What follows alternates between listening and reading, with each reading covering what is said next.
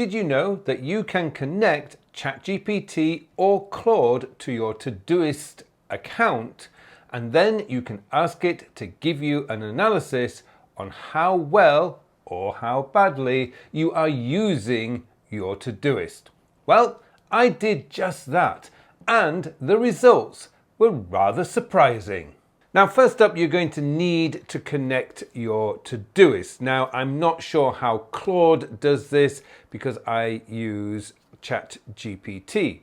But in ChatGPT, you can go into settings and you can find the connectors and then do a search for Todoist. And there you go, you find it. Make sure your account is logged in and ChatGPT will do the rest for you. Now, once you've got everything connected, you can then ask it a prompt, or you can ask a question about your Todoist. Now, I kept mine very simple. I'm not going to overcomplicate this just to give me an overcomplicated list of results.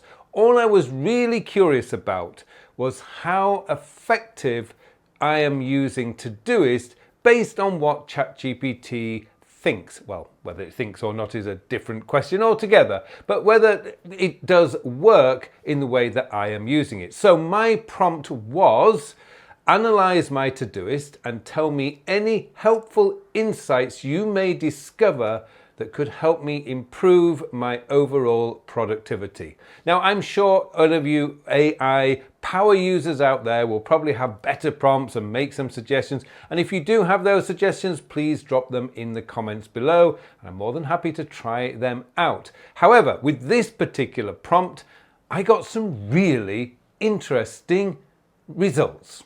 So let's take it from the top down. Now, I should say that I have copied the results into my Evernote because I will want to refer back to this, because this is genuinely not just about a YouTube video. I did find it very useful, and there were some insights that have got me considering a few little tiny changes that will just make my Todoist that little bit more powerful. So let's start off with the structure of the system.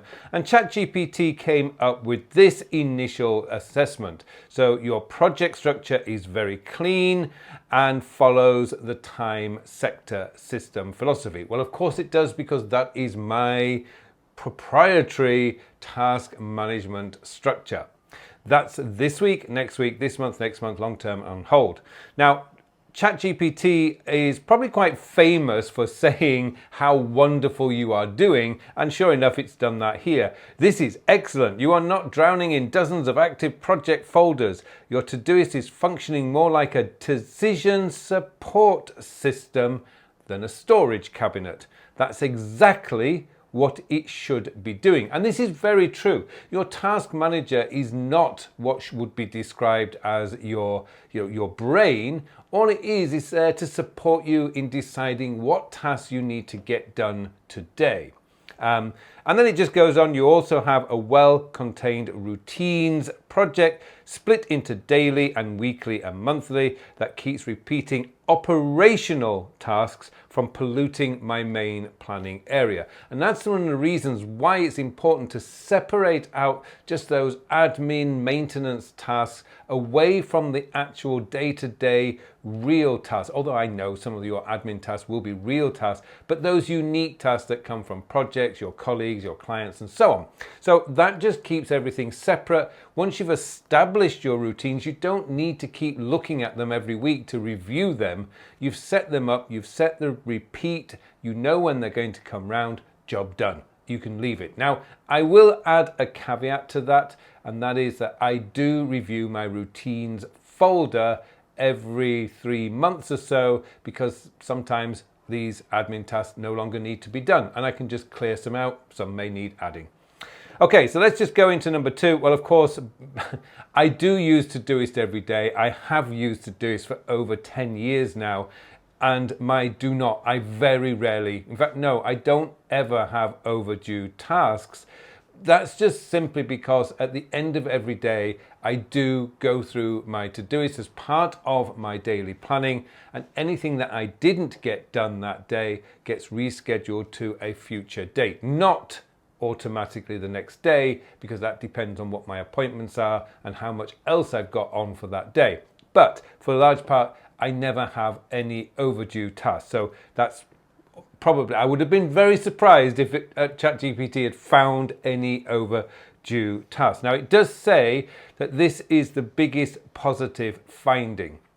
This suggests your system is not collapsing under stale commitments. You're either completing, rescheduling, or reviewing well enough to avoid the classic red overdue graveyard problem. And I do see this with many of my coaching clients when I'm working with them and they are using Todoist. There is a lot of these red overdue tasks that have been there for weeks, not just a day or two, but weeks. Now, come on, if it is a red flag, that tells you it's an important task. If you haven't done it for a week, if you haven't even done it the day that you plan to do it, there's already something corrupted in your system, and it means you will need to go back and look at that. Just remove the red flags from the things that don't actually need to happen today. That's the most important thing. It takes you less than 2 minutes to do, but it will prevent the red overdue graveyard. I do kind of like the one is collapsing under the stale commitments, which I see that so many times where people have added tasks 6 months, 8 months, a year in the past, and all they do is just keep rescheduling it because they never get round to do it. At that point, at some point, you've got to stop and say, whoa, what's going wrong here? Why am I not doing this task? Now, it could be that the task just doesn't really mean anything to you. It's very unclear.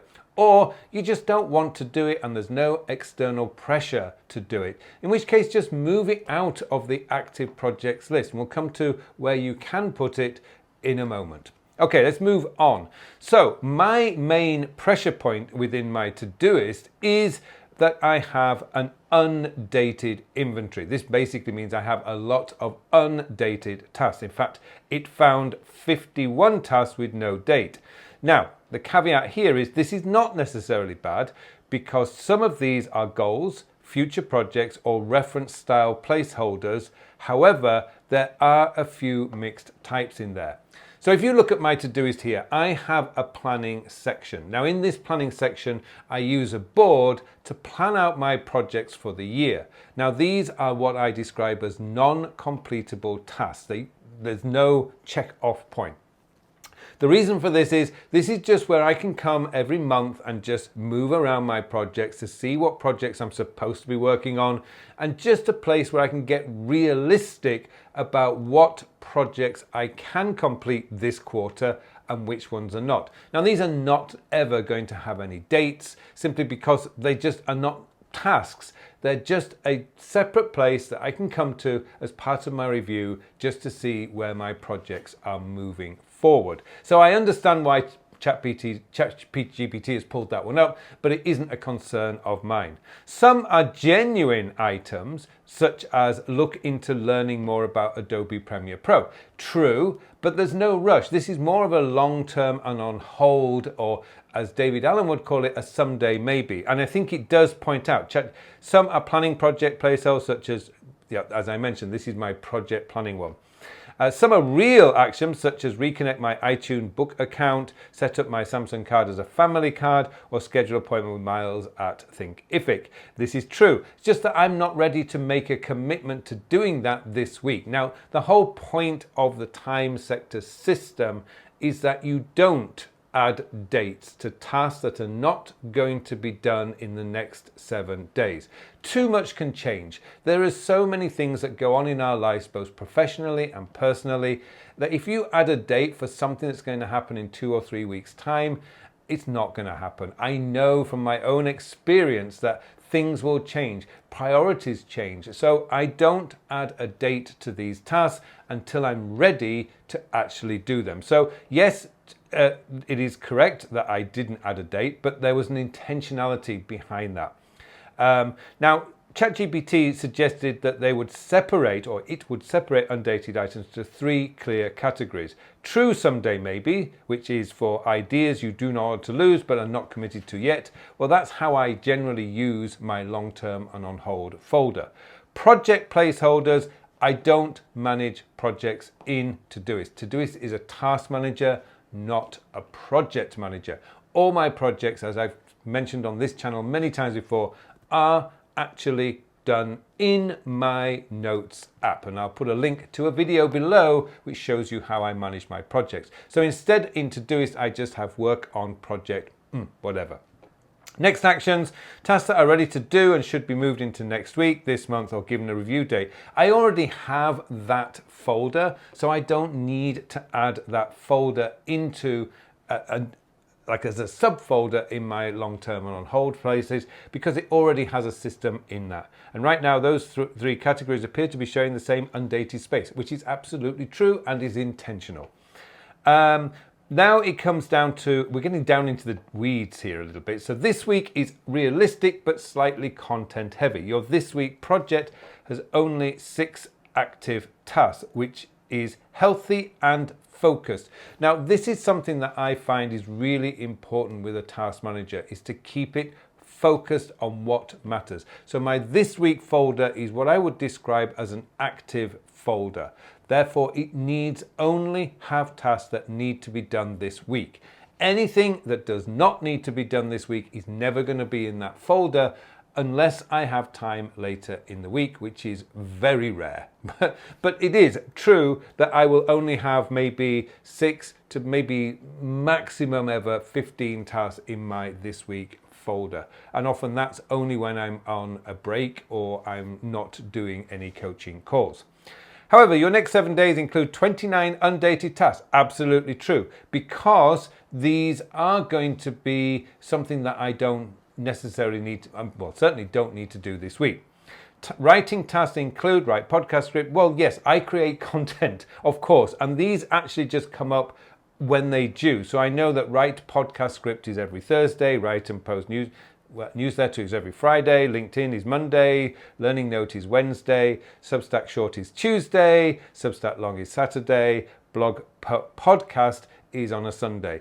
And outline this week's YouTube video is usually done on a Sunday or Monday. So I know already these dates, but they are nice little reminders that this is the main tasks that need to be done that day, because a lot of my work is creating content. So that's, it does say that is a lot of output. Well, I know, but it is manageable. I've been doing it for over 10 years. Of course it's manageable. I very, very rarely miss. And thinking time is usually when I'm walking my dog. It does mention that they are not, but creative tasks get treated like small admin tasks. They're not. Write podcast script and write CPL learning note need thinking energy, not just time. Well, the thinking energy is when I take Louis for a walk. And that's when I get a lot of my ideas and I collect them on my phone as I'm going through the day.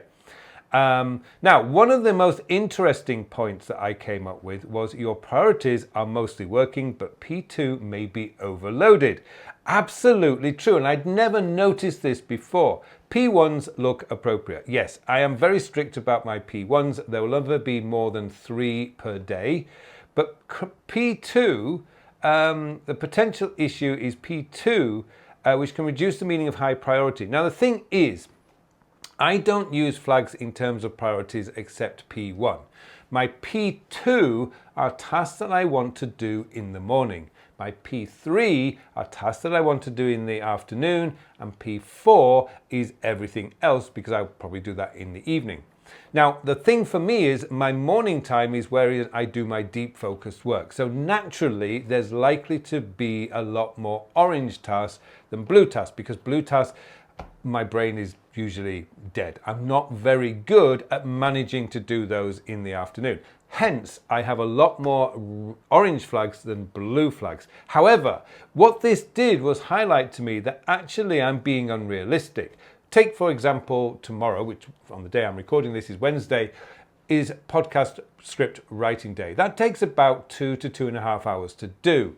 That's it. That's all my focus time is. So if I have 3 other orange flags for tomorrow, they're not going to get done. So it did highlight a little problem that I'm using with the orange flags, and I need to get more realistic about using the orange flags. But it does give me a suggestion here, which you can use if you wish, which is P1 must happen, of course, well, it actually must happen today. Meaningful progress on important work for P2, P3 useful but movable, P4 maintenance, admin, chores, low risk. So these, in case you can use those. And now here you may have a duplication issue from captured emails articles. I noticed 3 completed duplicates of essentially the same task. Add this to the retirement community. Now, I have a course or a program for retired people, and with that particular course, there is a community where I post something every week that I found interesting that they may find useful.